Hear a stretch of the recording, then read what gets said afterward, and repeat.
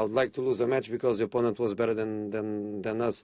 It never happens. We are always the best team. We are the dominant team. We have the ball. We create fantastic quantity of attacking football. Some of the players they had, in my opinion, brilliant performances in ball possession. William was amazing. Miguel didn't lose one ball. The team was very comfortable with the ball.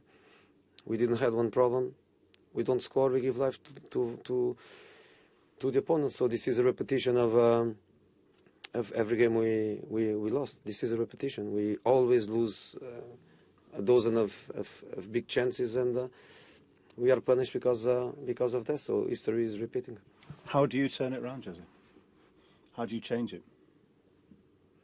I think the only way we can change is not to concede goals, because I don't see